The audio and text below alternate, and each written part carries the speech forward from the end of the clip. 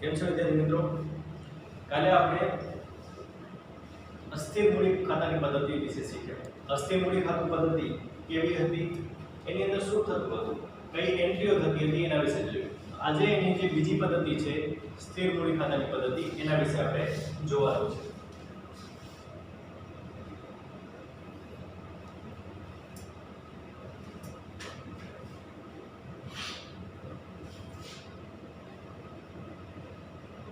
સ્થિર મૂડી ખાતા પદ્ધતિની અંદર એનું જે નામ છે એ પ્રમાણે કે એની મૂડી સ્થિર રહે છે. તો સ્થિર મૂડી ખાતા પદ્ધતિની અંદર બે ખાતા બનાવવામાં આવે છે. એક મૂડી ખાતા અને બીજું ભાગીદારોના ચાલુ ખાતા. આ બે ખાતાઓ તૈયાર કરવામાં આવે છે. મૂડી ખાતાઓ શેના માટે અને ચાલુ ખાતાઓ શેના માટે, એની આપણે એન્ટ્રીઓ કઈ કઈ આવે છે એ પણ આપણે જોવાની છે. તો સૌથી પહેલા મૂડી ખાતા વિશે જોઈએ. બરોબર, તો સ્થિર મૂડી ખાતું પદ્ધતિ એટલે સૌથી પહેલા આપણે એ સમજી લઈએ કે સ્થિર મૂડી ખાતું પદ્ધતિ એટલે કે જેની અંદર જે મૂડી છે, બરોબર, શરૂઆતની મૂડી અને અંતની મૂડી એની અંદર ફેરફાર થતો ન હોય. તો સામાન્ય સંજોગોની અંદર જ્યારે સ્થિર મૂડી ખાતા પદ્ધતિની અંદર શું કહેવામાં આવે છે કે સામાન્ય સંજોગોમાં મૂડીની શરૂની બાકી અને આખરની બાકી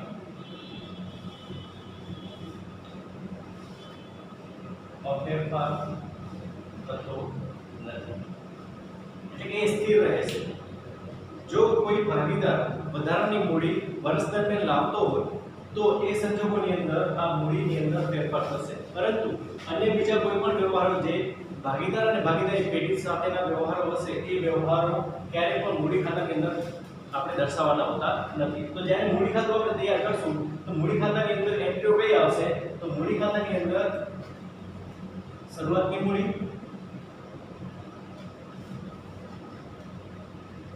મૂડીમાં વધારો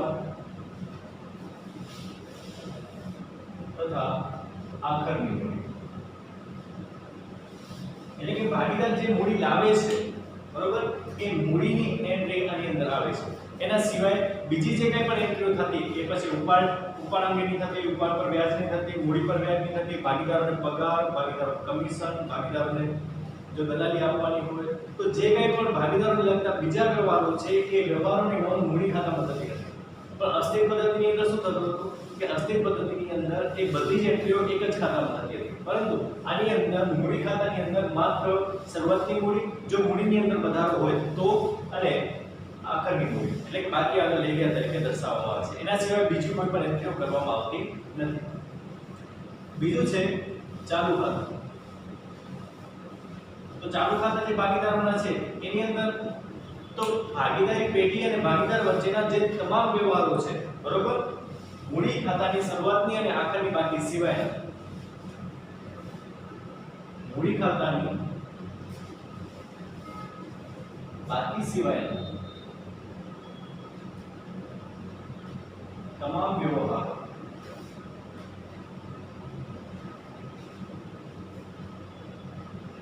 ચાલુ ખાતામાં નોંધાય છે.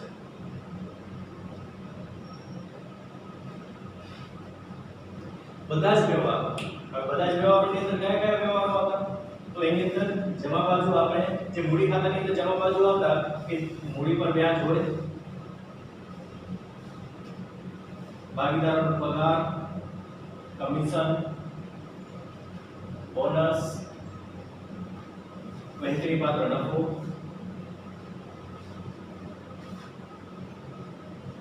બરોબર, આ બધું જમા બાજુ આવતું. એના સિવાય ઉપાડ પર વ્યાજ,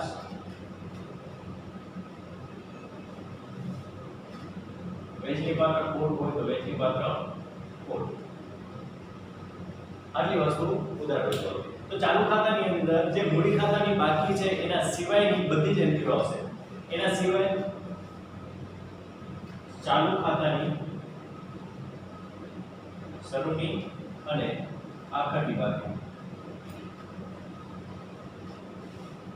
રકમની અંદર તમને શરૂઆતની બાકી પહેલેથી આપેલી હશે, આખરની બાકી આપણે શોધવાની હશે. આખરની બાકી કેવી રીતે શોધવાની છે? તો જેવી રીતે આપણે મૂડી ખાતામાં શોધતા કે જે બાજુનો સરવાળો વધારે હોય એને બીજી બાજુમાંથી આપણે માઈનસ કરી દેવાની અને એના પછી જે રકમ વધતી હોય એ રકમ આપણે આખરની મૂડી તરીકે દર્શાવવાની.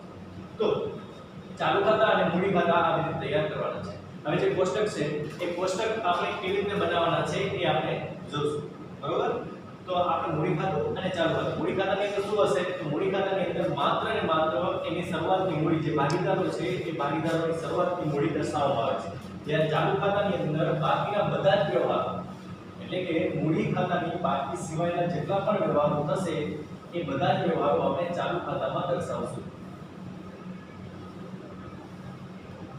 તો આપણે જે ખાતા બનાવવાના છે એ ખાતા કેવી રીતના બનશે? તો જેવી રીતે આપણે મૂડી ખાતા બનાવ્યા છે બરોબર એવી જ રીતે બનાવવાના છે. એટલે કે તારીખ, વિગત, જે ભાગીદાર હશે એ ભાગીદારના નામ, પછી જમા બાજુ તારીખ, વિગત, જેટલા પણ ભાગીદાર હોય એ ભાગીદારોના રકમના ખાના, ઉધાર અને જમા બાકી હશે. બરોબર? એવી જ રીતે ચાલુ ખાતા જે રીતે આપણે આ ખાતા બનાવ્યા છે સેમ એવી જ રીતે એ ખાતા બનશે. એની અંદર પણ સૌથી પહેલા તારીખ, એના પછી વિગતનું ખાનું, એટલા પણ ભાગીદારો હોય એ ભાગીદારોના ખાતા આવશે. A B C જેટલા પણ હોય બરોબર. ફરી પાછું તારીખનું ખાનું, વિગતનું ખાનું અને ભાગીદારોના રકમના ખાના.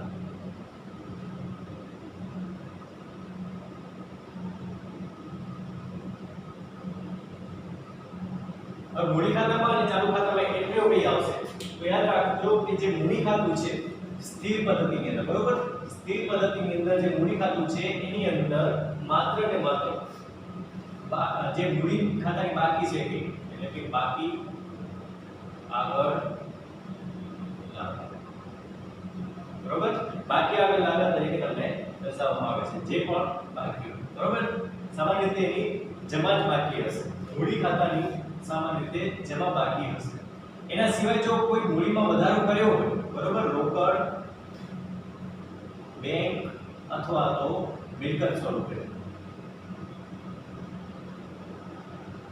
મૂડીમાં વધારો, તો જ આની જે મૂડી છે એ મૂડીમાં ચેન્જ આવશે. નહીં તો જે બાકી આગળ લાવ્યા છે એ જ આપણે વર્ષની આખરમાં જ્યારે શરૂઆત થશે એ થશે 1/4 કોઈ પણ વર્ષ બરોબર 2015 16 17 18 ની તમને રકમ આપેલી હશે તો 1/4 થી એ શરૂઆત થાય છે. આપણું જે ફાઇનાન્શિયલ યર છે બરોબર, નાણાકીય વર્ષ છે એ 1/4 1 એપ્રિલ થી શરૂઆત થાય છે અને 31 માર્ચના પૂરું થાય છે. એટલે જ્યારે આપણે બાકી લખશું બરોબર, બાકી આગળ લઈ ગયા, બાકી આગળ લઈ ગયા તો એ જે રકમ લખશું એ 31/3 તારીખ બરોબર, જે પણ વર્ષ આવતું હોય. જો 1/4/2015 હોય તો 31/3/2016 ની બાકી આગળ લઈ ગયા. સ્થિર મૂડી પદ્ધતિ છે એટલે બાકી આગળ લાવ્યા અને બાકી આગળ લઈ ગયામાં કોઈ ફરક આવશે નહીં. ફરક ક્યારે આવશે?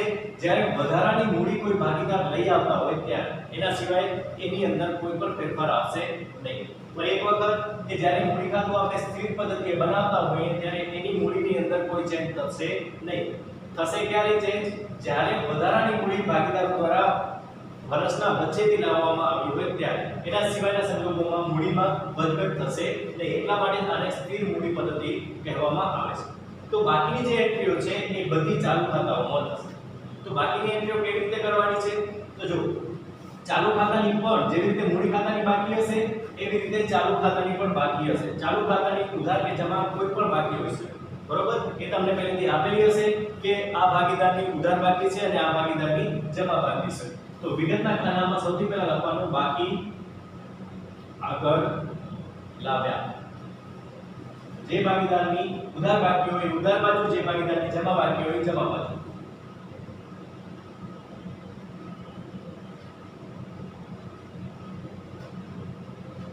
બરોબર. તો ઉધાર બાકી હોય તો આપણે ઉધાર બાજુ લખશું, જમા બાકી હશે તો જમા બાજુ લખશું, જેની પર જે બાકી હોય. સામાન્ય રીતે બંનેની અલગ અલગ બાકીઓ આપેલી હોય છે, એટલે એક ભાગીદારની ઉધાર હશે તો ઉધાર બાજુ અને એક ભાગીદારની જે જમા હશે તો એ જમા બાજુ આપણે લખી લઈશું. શરૂઆત આપણે બાકીથી કરશું. એના સિવાય બીજી જે એન્ટ્રીઓ આપણે અસ્થિર મૂડી ખાતાની અંદર કરતા હતા. અસ્થિર મૂડી ખાતાની અંદર કઈ એન્ટ્રીઓ કરતા હતા? તો સૌથી પહેલા આપણે બાકી લખતા અસ્થિર મૂડી ખાતાની અંદર, પછી શું કરતા? તો જે તારીખ આવે, બરોબર, તો સામાન્ય રીતે કઈ તારીખ આવશે? 31/3 છેલ્લી તારીખ આવશે મૂડી પર વ્યાજ.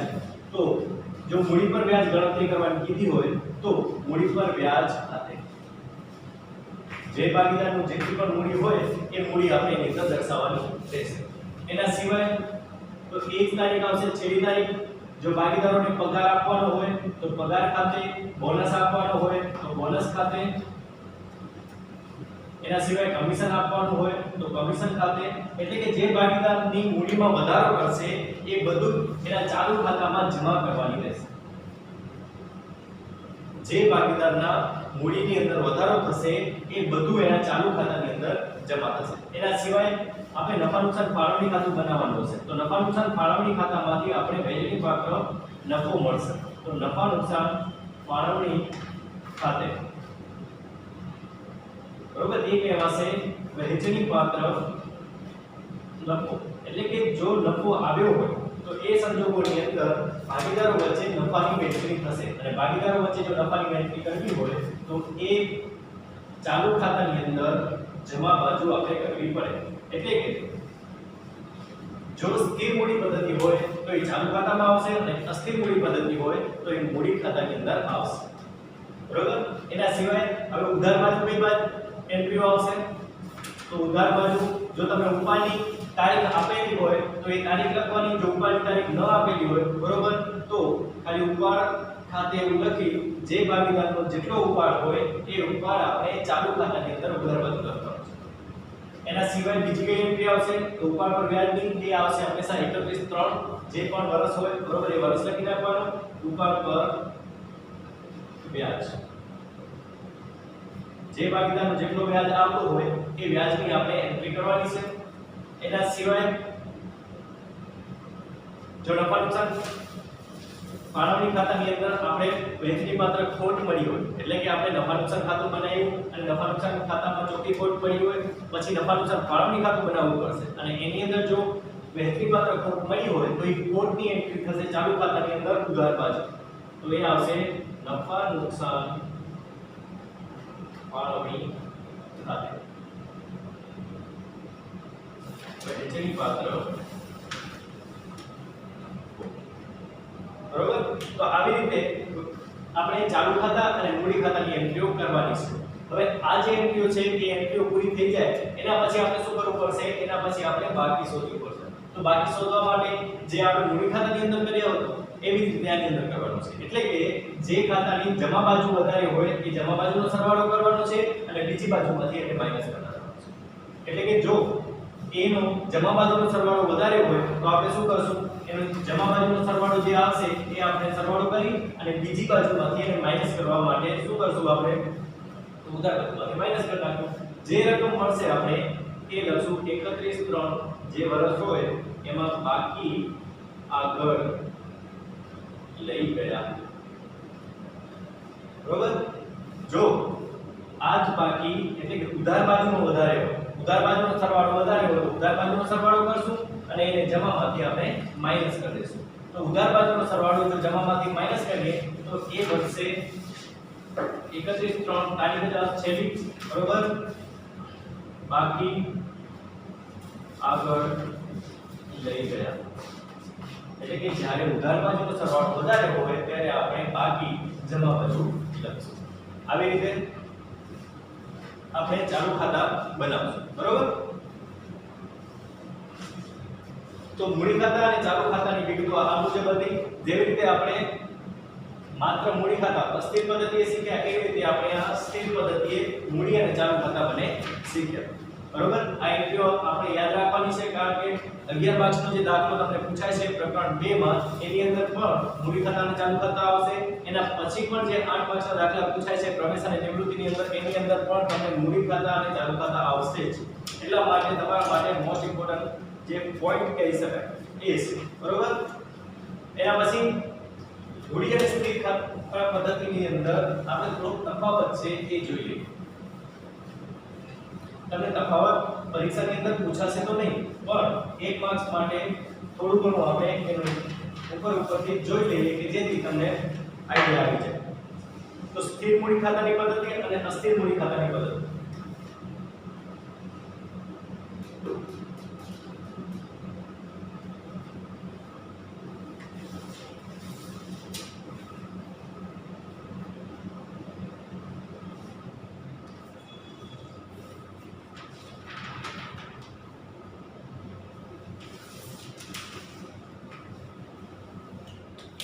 સૌથી પહેલા એનો અર્થ જોઈએ. તો અર્થ શું કહેશે? તો સ્થિર મૂડી ખાતા પદ્ધતિ કોને કહેવામાં આવે છે? તો સ્થિર મૂડી ખાતા પદ્ધતિ કે જેની અંદર મૂડી ખાતાની શરૂની અને આખરની મૂડી માં ફેરફાર થતો નથી. બરોબર, જો મૂડીમાં વધારો થયો હોય તો એની અંદર ફેરફાર થશે પરંતુ એના સિવાય કોઈ પણ સંજોગોની અંદર ફેરફાર થશે નહીં. અસ્થિર મૂડી પદ્ધતિની અંદર તો મૂડી ખાતાની શરૂની અને આખરની બાકી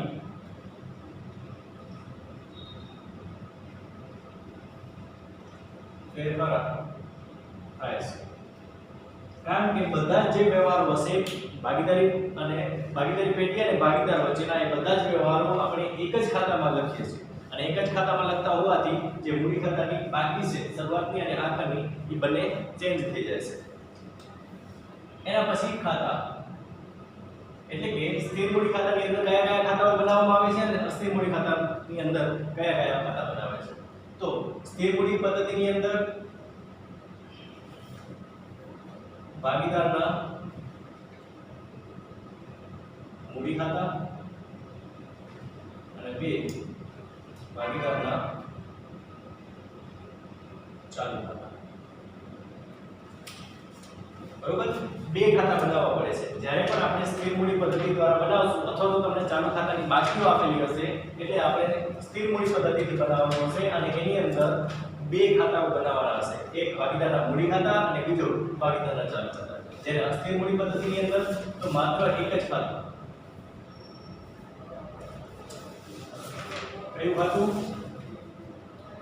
ભાગીદારના મૂડી ખાતું. બરોબર, જો સ્થિર મૂડી પદ્ધતિ હશે તો બે ખાતા બનાવશું અને જો અસ્થિર મૂડી પદ્ધતિ હશે તો માત્ર એક જ ખાતું. સ્થિર મૂડી પદ્ધતિની અંદર ભાગીદારના મૂડી ખાતા અને ચાલુ ખાતા, જ્યારે અસ્થિર મૂડી પદ્ધતિની અંદર ભાગીદારના મૂડી ખાતા જ માત્ર બનાવવાના હશે. એના પછી વ્યવહારોની નોંધ. હવે જે વ્યવહારો થાય છે એ વ્યવહારોની નોંધ ક્યાં થાય છે? તો આપણા પાસે બે ખાતાઓ છે સ્થિર મૂડી પદ્ધતિની અંદર.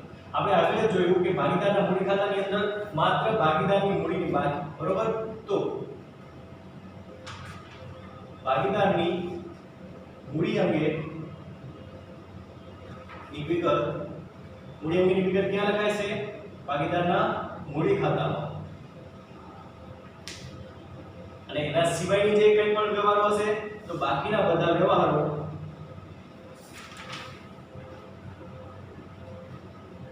ચાલુ ખાતામાં. બરોબર, યાદ રાખજો કે જ્યારે ભાગીદારી મૂડી અંગેની વિગત છે એ જ મૂડી ખાતામાં નોંધાય છે એટલે કે ભાગીદારની શરૂઆતની મૂડી. એના સિવાયની જેટલી પણ વિગત હશે એ બધી જ વિગતો ચાલુ ખાતામાં નોંધાય છે.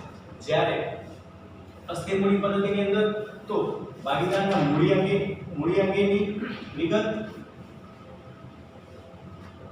તથા અન્ય બધા જ વ્યવહારો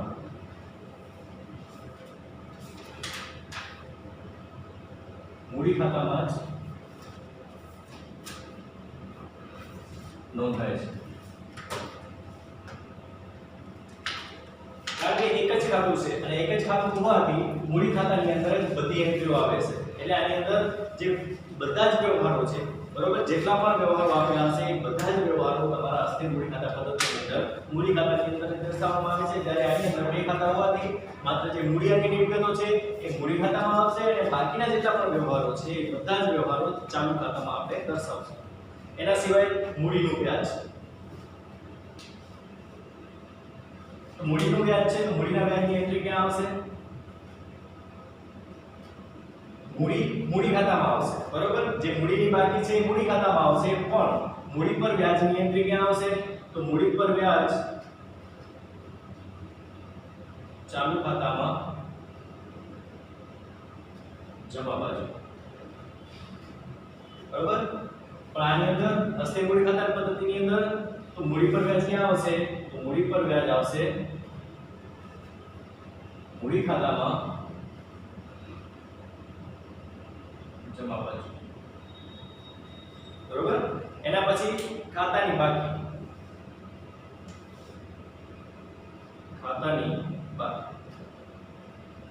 તો આપણા પાસે સ્થિર મૂડી ખાતાની અંદર બે ખાતા છે, એક મૂડી ખાતા અને બીજા ચાલુ ખાતા. તો યાદ રાખજો કે મૂડી ખાતાની હંમેશા જમા બાકી હશે, મૂડી ખાતાની જમા બાકી જ હોય, બરોબર. પણ ચાલુ ખાતાની ઉધાર અથવા જમા બાકી હોઈ શકે. જ્યારે સ્થિર પદ્ધતિથી આપણે ગણતરી કરવાની હોય, સ્થિર પદ્ધતિની માહિતી આપેલી હોય તો એ સંજોગોની અંદર મૂડી ખાતાની હંમેશા જમા બાકી હશે. પ્રશ્ન તમને 1 માર્ક્સની અંદર પૂછાઈ શકે કે સ્થિર પદ્ધતિની અંદર જે મૂડી ખાતું છે એ મૂડી ખાતાની બાકી કઈ હશે? તો મૂડી ખાતાની બાકી હંમેશા જમા હશે, બરોબર, યાદ રાખજો. અને ચાલુ ખાતું તો ચાલુ ખાતાની કોઈ પણ બાકી હોઈ શકે, બરોબર, ચાલુ ખાતાની કોઈ પણ બાકી હોઈ શકે. એના સિવાય અસ્થિર મૂડી પદ્ધતિની અંદર, તો અસ્થિર મૂડી પદ્ધતિની અંદર યાદ રાખજો કે સામાન્ય રીતે મૂડીની જમા બાકી હોય, બરોબર, સામાન્ય રીતે એ મૂડી ખાતાની જમા જ બાકી હોય છે, પણ અમુક સંજોગોની અંદર એટલે કે આ અસ્થિર પદ્ધતિ છે તો આ પદ્ધતિમાં મૂડી ખાતાની ઉધાર બાકી હોઈ શકે, એટલે કે આ બાકી ઉધાર પણ હોઈ શકે, બરોબર. બહુ ઓછા સંજોગોની અંદર મૂડી ખાતાની જમા બાકી હોય છે. ચાલુ ખાતાની ઉધાર અને જમા બાકી હશે, બરોબર, એમાં કોઈ ડાઉટ નથી કે એની ઉધાર અને જમા બંને બાકી હોય છે, પણ જે મૂડી ખાતું છે એ મૂડી ખાતાની સામાન્ય રીતે જમા જ બાકી હોય છે, બરોબર. કદાચ અસ્થિર મૂડી પદ્ધતિ હોય અને અસ્થિર મૂડી પદ્ધતિની અંદર મૂડી ખાતાની ઉધાર બાકી ક્યારેક જ, બરોબર, બહુ ઓછી જોવા મળે છે, પણ હોઈ શકે. પણ સ્થિર મૂડી ખાતાની પદ્ધતિની અંદર મૂડી ખાતાની માત્ર ને માત્ર જમા બાકી થશે. એના પછી પાકા સરવૈયામાં નોંધ,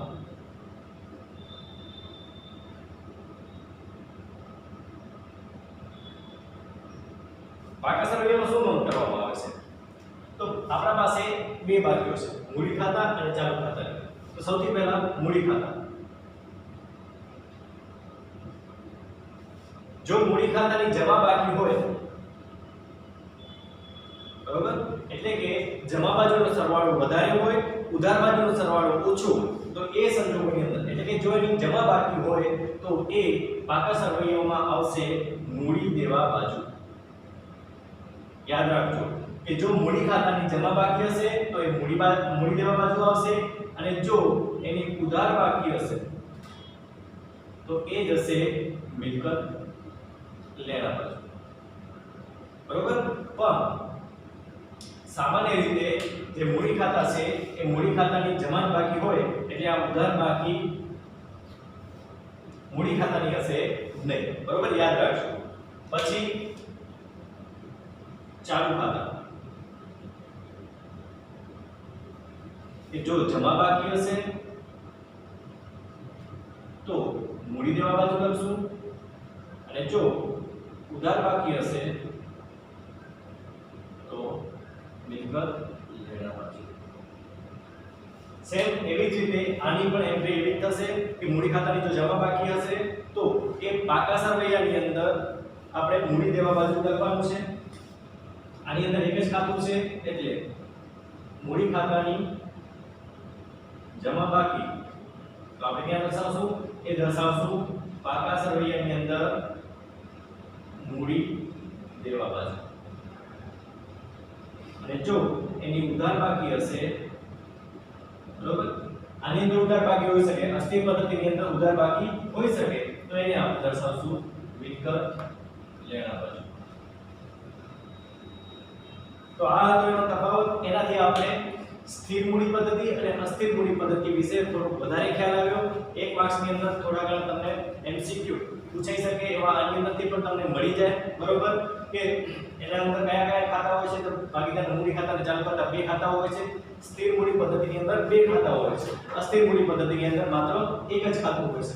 પછી વ્યવહારોની નોંધ, તો બધા જ વ્યવહારોની નોંધ અસ્થિર મૂડી પદ્ધતિની અંદર મૂડી ખાતામાં થાય છે, જ્યારે સ્થિર મૂડી પદ્ધતિની અંદર મૂડી ખાતા અને ચાલુ ખાતા બંનેમાં થાય છે. મૂડી પર વ્યાજની એન્ટ્રી, તો મૂડી પર વ્યાજની એન્ટ્રી જે સ્થિર મૂડી પદ્ધતિ છે એની અંદર ચાલુ ખાતામાં થાય છે, જ્યારે અસ્થિર મૂડી પદ્ધતિ છે એની અંદર મૂડી ખાતામાં થાય છે.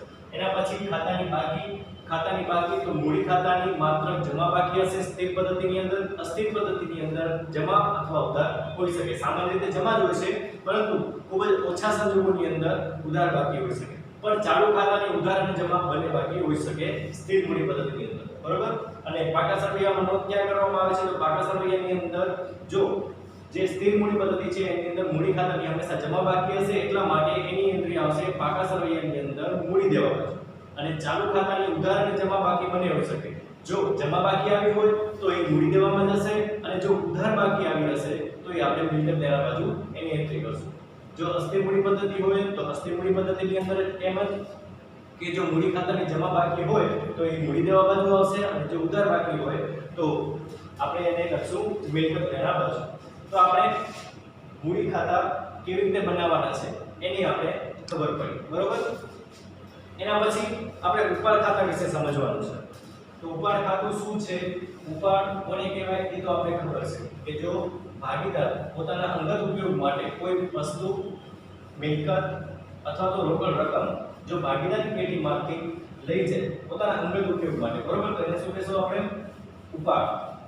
તો એ ઉપાડની એન્ટ્રી કેવી રીતે કરવાની છે એના વિશે આપણે ઉપાડ ખાતા એના પછીના ટોપિકમાં આપેલા છે. તો સામાન્ય રીતે જ્યારે ભાગીદાર ઉપાડ કરે છે, બરોબર, તો આપણે એન્ટ્રી ક્યાં કરીએ છીએ? તો સામાન્ય રીતે આપણે શું કરતા? ઉપાડ ખાતે ઉધાર કરતા. ઉપાડ ખાતે, બરોબર. તો ઉપાડ જાય છે તો જો એ ભાગીદાર લઈ જતો હોય તો એ સંજોગોની અંદર શું કરવામાં આવે છે? તો જ્યારે પણ ભાગીદાર ઉપાડ કરી જાય છે ત્યારે એ ભાગીદારના મૂડી અથવા ચાલુ ખાતે ઉધાર કરશે. ભાગીદારના મૂડી અથવા ચાલુ ખાતે ઉધાર, બરોબર. ભાગીદાર દ્વારા ઉપાડ કરવામાં આવે ત્યારે કે જો કોઈ ભાગીદાર ઉપાડ કરે, બરોબર, તો આપણા માટે ઉપાડ ખાતે ઉધાર આપણે જે 11મા ધોરણની અંદર શીખ્યા હતા એની અંદર શું શીખ્યા હતા કે ઉપાડ ખાતે ઉધાર તે રોકડ ગઈ હોય તો રોકડ ખાતે જમા, મિલકત ગઈ હોય તો મિલકત ખાતે જમા.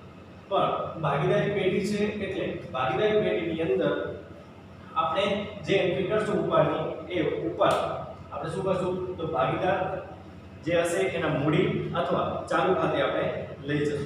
તો ઉપાડ પર વ્યાજની રકમ હોય તો ઉપાડ પર વ્યાજની રકમ પણ આપણે એ ઉપાડ ખાતે નોંધશું. તો ભાગીદારના મૂડી અથવા ચાલુ ખાતે તે ઉપાડ ખાતે જમા.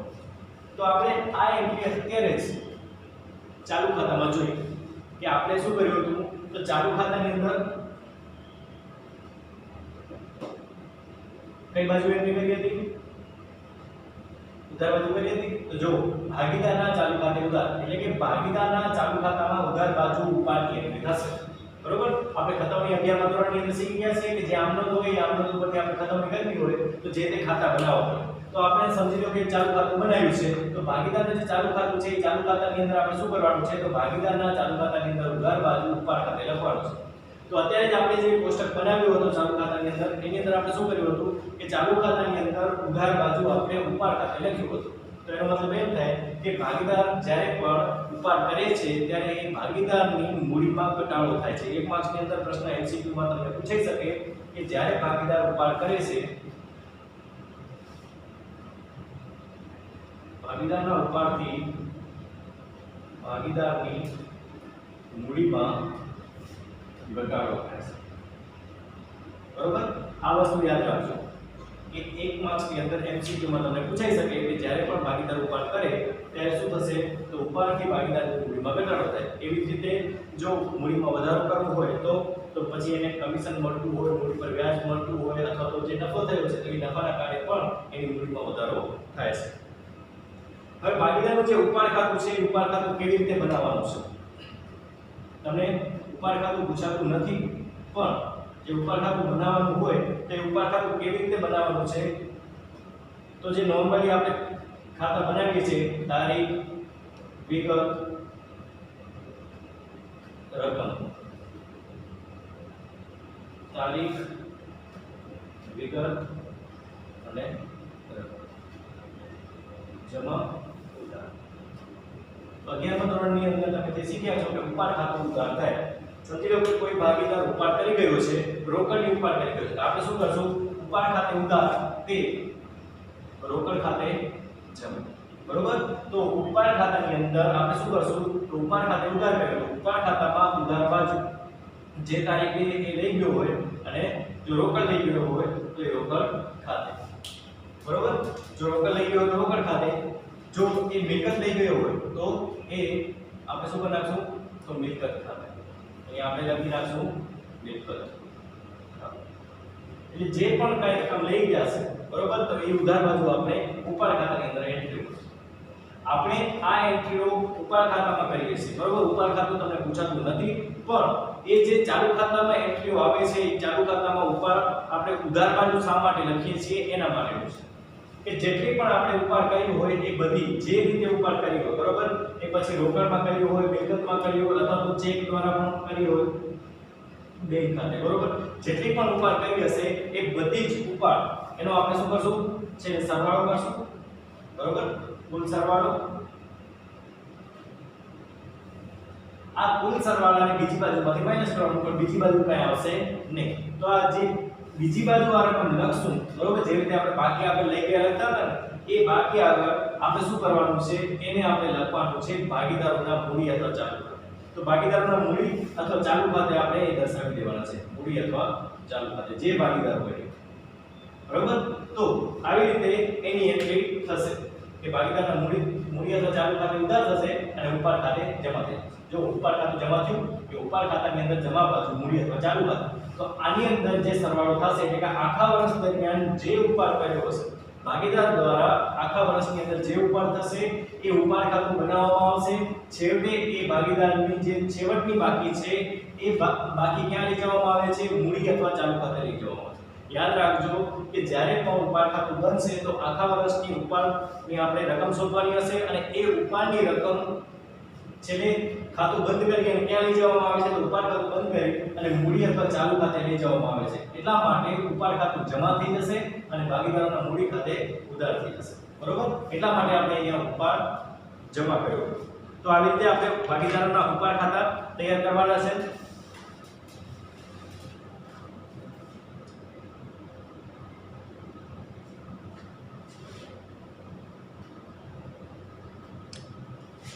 બરોબર તો આપણે આજે સ્થિર મૂડી અને ઉપાડ ખાતા આ ત્રણ ટોપિક કમ્પ્લીટ થઈ ગયા છે ખૂબ જ ઇમ્પોર્ટન્ટ છે બરોબર એના પછીનો ટોપિક આવે છે નફા નુકસાન ફાળવણી ખાતું તો નફા નુકસાન ફાળવણી ખાતા વિશે આપણે થોડી ઘણી ચર્ચા કરી લઈએ એના પછી આપણે નફા નુકસાન અને નફા નુકસાન ફાળવણી ખાતાની જે વિગતો છે એ બંનેને આપણે સરખાવશું તો અત્યારે આપણે નફા નુકસાન ફાળવણી ખાતા વિશે ચર્ચા કરી લઈએ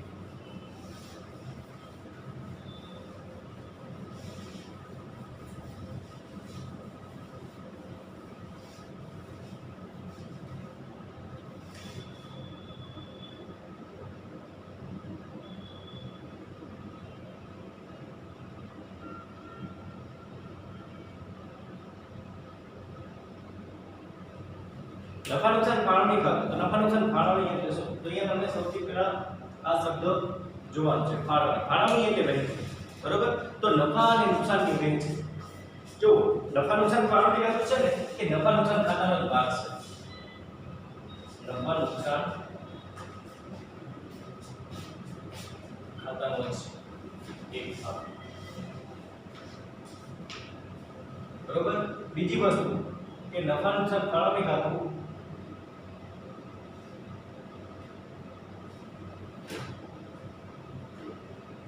બનાવવું ફરજિયાત નથી.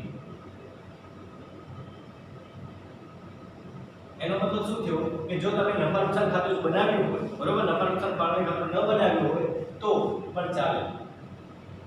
પણ નફા નુકસાન ફાળવણી ખાતું શા માટે અસ્તિત્વમાં આવ્યું છે? તો નફા અને નુકસાનની ફાળવણી કરવા માટે. તો યાદ રાખજો કે નફા અને નુકસાન ફાળવણી જરૂરિયાત ક્યારે પડશે? જ્યારે ભાગીદારો હશે ત્યારે. એટલે કે ભાગીદારી પેઢી હશે ત્યારે જ નફા નુકસાન ફાળવણી ખાતું બનાવવામાં આવતું હોય છે. સામાન્ય રીતે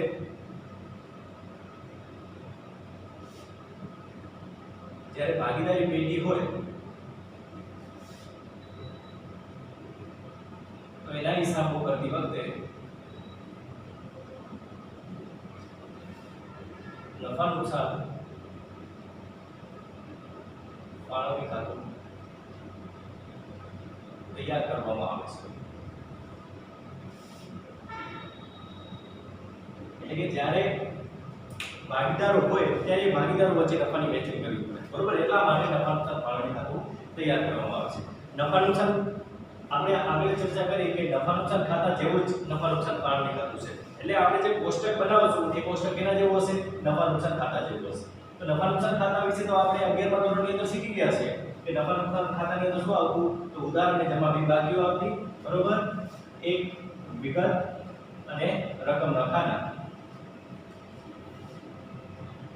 વિગત રકમ રૂપિયા, વિગત અને રકમ.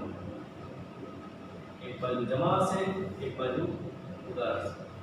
બસ નોર્મલ જ ખાતું છે, બીજું કાંઈ છે નહીં, બરોબર? તો નફા નુકસાન ફાળવણી ખાતાની અંદર એન્ટ્રીઓ કઈ કઈ આવે છે?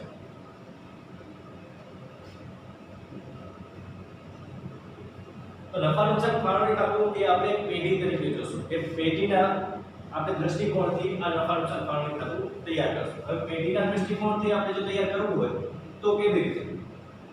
તો સૌથી પહેલા ઉપરની એક લાઈન આપણે પહેલી લાઈન જ્યારે પણ આપણે વાર્ષિક હિસાબો તૈયાર કરશું ત્યારે પહેલી લાઈન આપણે મૂકી દેશું. શા માટે મૂકી દેશું? કારણ કે નફા નુકસાન ફાળવણી ખાતાની શરૂઆત થાય છે ચોખ્ખો નફો અથવા ચોખ્ખી ખોટથી. ચોખ્ખો નફો અથવા ચોખ્ખી ખોટ ક્યાંથી મળશે તમને? એ મળશે નફા નુકસાન ખાતામાંથી. એટલે પહેલી એન્ટ્રી આવશે નફા નુકસાન ખાતાની, બરોબર? ઉધાર બાજુ ચોખ્ખી ખોટ હશે. જો તમને નફા નુકસાન ખાતામાં ચોખ્ખી ખોટ આપેલી હોય તો એ ચોખ્ખી ખોટની એન્ટ્રી અહીંયા આવશે. અને જો નફો હોય તો નફા નુકસાન ખાતે ચોખ્ખો નફો, એવી રીતે આપણે એન્ટ્રી કરવાની છે. એના સિવાય તો જો નફા નુકસાન ફાળવણી ખાતાની અંદર ઉધાર બાજુ શું આવશે? તો જેના દ્વારા પેઢીનો નફો ઓછો થતો હોય, તો જેના દ્વારા પેઢીનો નફો ઓછો થતો હોય તો ભાગીદારને મૂડી પર વ્યાજ આપવામાં આવે.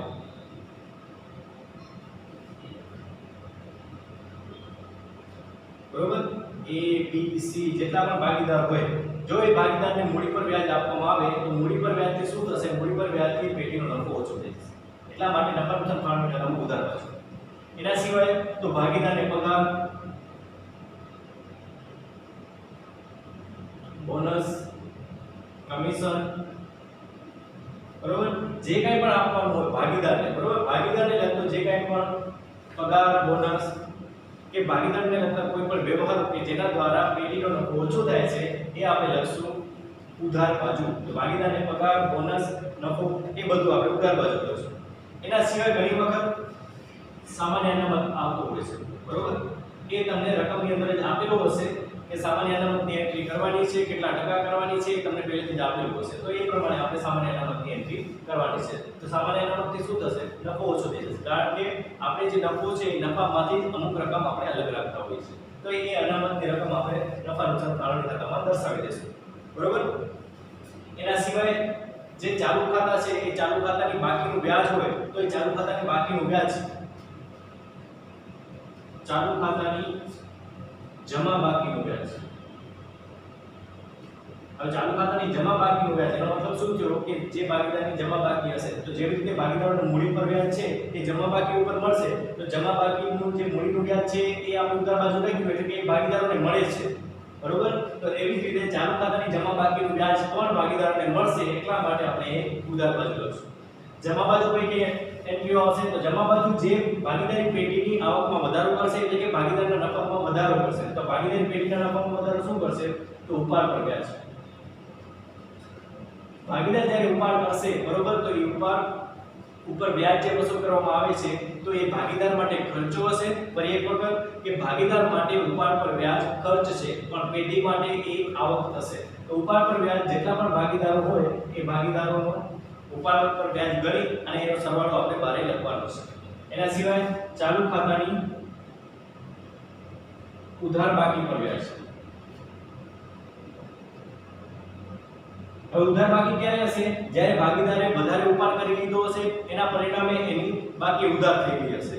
તો જ્યારે ઉધાર બાકી હોય અને ઉધાર બાકી ઉપર વ્યાજ વસૂલ કરવાનું હોય તો એ ઉપાડ પર વ્યાજ જેવું થઈ જશે એટલે કે ઉપાડ પર વ્યાજ ભાગીદારને આપવું પડશે। એવી રીતે જ ચાલુ ખાતાની ઉધાર બાકીનું વ્યાજ પણ ભાગીદારને જેટલા પણ ભાગીદાર છે એને પેઢીને આપવું પડશે એટલા માટે આ પેઢીની આવક થશે એટલે કે પેઢીનો નફો વધશે એટલે જમા બાજુ, બરોબર। તો નફા નુકસાન ફાળવણી ખાતાની અંદર બસ આટલી જ એન્ટ્રીઓ છે એના સિવાય બીજી કોઈ એન્ટ્રીઓ આવતી નથી। આટલી એન્ટ્રીઓ તમારે યાદ રાખવાની છે કે ભાગીદારનો જ્યારે પણ નફા કે નુકસાનની વહેંચણી કરવાની હોય તો નફા નુકસાન વહેંચણી ખાતું આવી રીતનું બનાવવામાં આવે છે ઉધાર અને જમા બાજુ। સૌથી પહેલી એન્ટ્રી શેની આવશે તો નફા નુકસાન ખાતામાંથી તમને ચોખ્ખું નફો અથવા ચોખ્ખી ખોટ મળશે।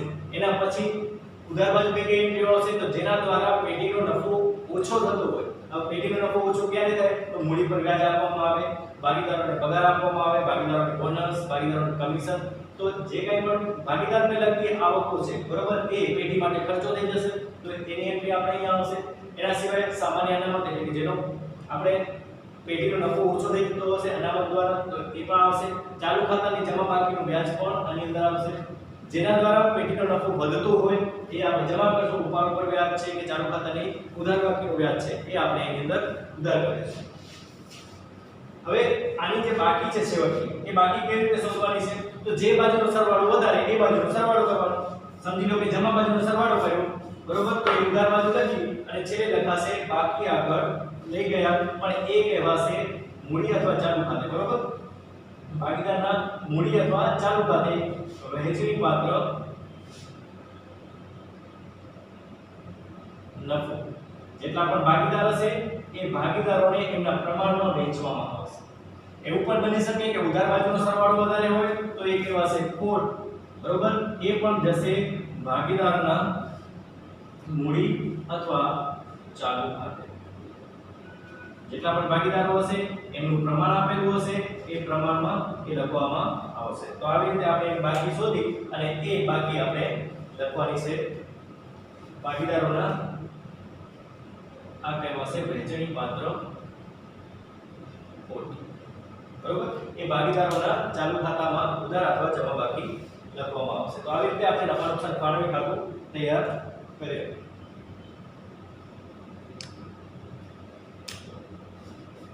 હવે વિદ્યાર્થી મિત્રો અત્યાર સુધી આપણે જે કંઈ પણ જોયું, બરોબર, એમાં કોઈને કઈ ડાઉટ હોય, કોઈ પ્રશ્ન હોય તો એ પૂછી શકે છે।